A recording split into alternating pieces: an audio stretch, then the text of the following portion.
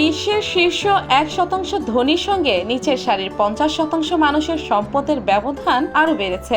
গত এক দশকে এই 1% ধনী আরো 42 ট্রিলিয়ন বা 42 লাখ কোটি ডলার সম্পদের মালিক হয়েছেন। নিচের সারির 50% মানুষের সম্পদ আহরণের চেয়ে তা 50% বেশি।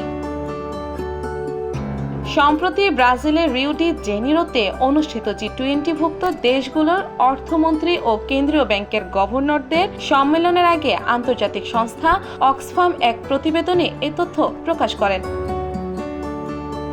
প্রতিবেদনের তথ্যানুসারে গত এক দশকে বিশ্বের শীর্ষ 1% ধনীর প্রত্যেকের সম্পদ প্রায় $4 লাখ করে বেড়েছে। একই সময়ে নিচের সারির 50% মানুষের সম্পদ বেড়েছে গড়ে $335, অর্থাৎ গড়ে তাদের সম্পদ বেড়েছে দৈনিক 9 সেন্ট।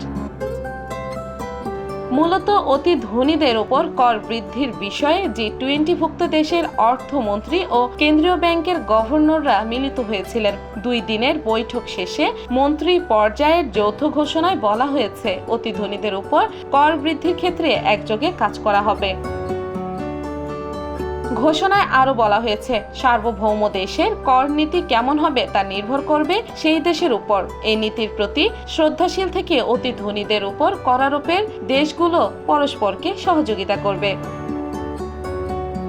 জানা গেছে, চলতি বছরের নভেম্বর মাসে অনুষ্ঠেয় G20 শীর্ষ সম্মেলনের আগে ব্রাজিল বিলিয়নিয়ার বা শত কোটিপতিদের 2% ন্যূনতম সম্পদ আরোপের প্রস্তাব দিয়েছে। সেই বিষয়ে কার্যকর ঐক্যমত্য না হলেও ব্রাজিলের অর্থমন্ত্রী ফার্নান্দো হাডাদ বলেছেন, এবারের সম্মেলনে প্রণিধানযোগ্য অগ্রগতি হয়েছে।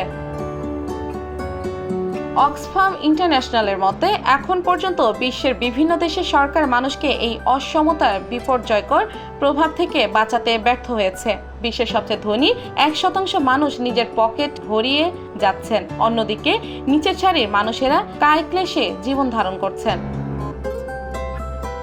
এদিকে চলতি বছরের শুরুতে দাভোস সম্মেলনের সময় আরেক প্রতিবেদনে অক্সফাম বলে, বিশ্বের অতি ধনীদের সম্পদের পরিমাণ বাড়ছেই। 2020 সালের পর বিশ্বের শীর্ষ 5 ধনীর সম্মিলিত সম্পদের পরিমাণ দ্বিগুণেরও বেশি বেড়ে 869 বিলিয়ন বা $86,900 কোটি উঠেছে। ঠিক এই সময়ে বিশ্বের 500 কোটি মানুষ আগের চেয়ে আরো গরিব হয়েছে।